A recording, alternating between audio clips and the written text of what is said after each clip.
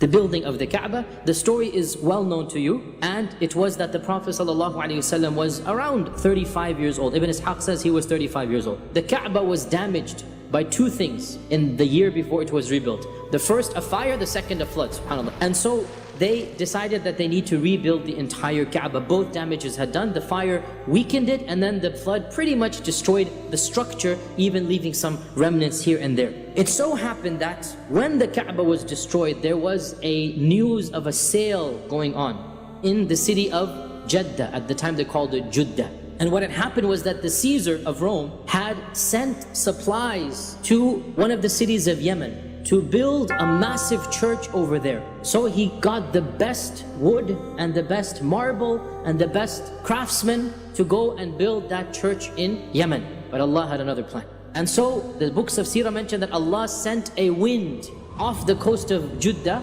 to cause the ship to basically crash, and the ship was damaged, but it just made it to Jeddah because Allah has a plan. And so the Quraysh, when they heard about this, they gathered together all their wealth and they went to Jeddah to purchase all of this and to hire the craftsmen as well to come.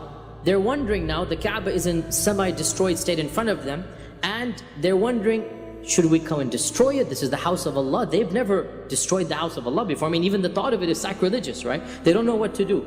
And according to one report of Ibn Ishaq mentions this, that when they were debating what to do, a large snake came out of the well of Zamzam. And it was rumored that there was a snake living in the well of Zamzam. Now this large snake came out, massive snake, and anytime they approached it, hissed at them.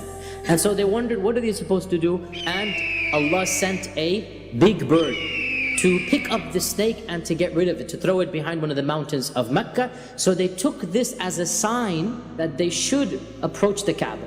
And so each one is nudging the other for, why don't you go first? Why don't you go first? Because they're worried what's going to happen. Until finally Al-Walid ibn al-Mughira finally said, Khalas, I'm going to do it. Hand me the axe. So he took the axe and he marched towards the Kaaba and he started breaking down one of the walls of the Kaaba. Nobody lifted a finger to help. Then the rumor spread.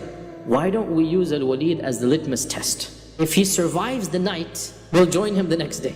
Then the next morning, he woke up fine and healthy, everything's fine. So they said, okay, alhamdulillah. And so Al-Walid put one wall down. And so the next day, alhamdulillah, the entire Quraysh decided now we all have to tear the Kaaba down and then rebuild it. And what they did was, they divided all of the tribes into 4 groups. Based on their lineage. The closest tribes together, you get this wall. Another close group, you get this wall. So the Banu Abd Manaf is given the most prestigious, and that's the side of the wall. Why? Because they are the most prestigious. They knew it. Abdul Muttalib was from them, and Abdul Muttalib was who he was. So they get the most prestigious. The second most prestigious, the Banu Makhzum. Abu Jahl is from this tribe, right? The Banu Makhzum, they get the wall that is the Rukn Yamani to the Black Stone. The last fourth of the Kaaba. So they get the second most prestigious wall. And then there are other tribes, we don't have to mention their names, they get the other 2 walls. Now, you all know what happened. The Banu Abd Manaf and the Banu Makhzum are raising the corner that has the black stone, right? The black stone doesn't belong to either wall, it belongs to both. And so when they get to that area, trouble brews. Why? Because the Banu Makhzum and the Banu Abd Manaf are rivals. They remained rivals. So both of them said, put their foots down. They said, the black stone is my side. No, it's my side.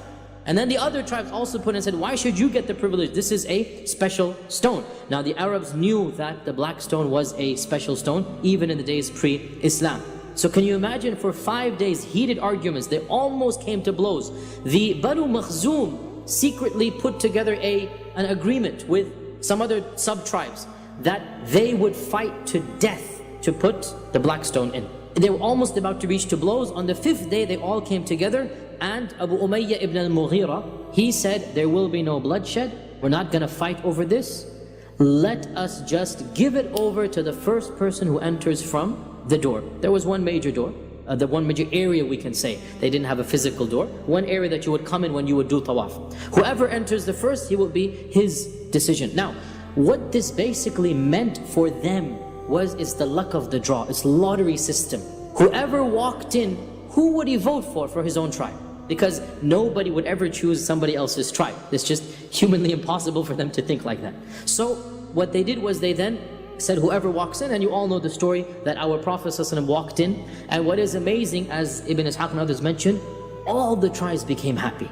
Because otherwise it would not have been possible for all the tribes to be happy. Only the tribe that that person belonged to would have been happy. But when they saw the Prophet ﷺ, they all became happy because every tribe thought, the Prophet ﷺ likes me so much, he's actually going to choose my tribe.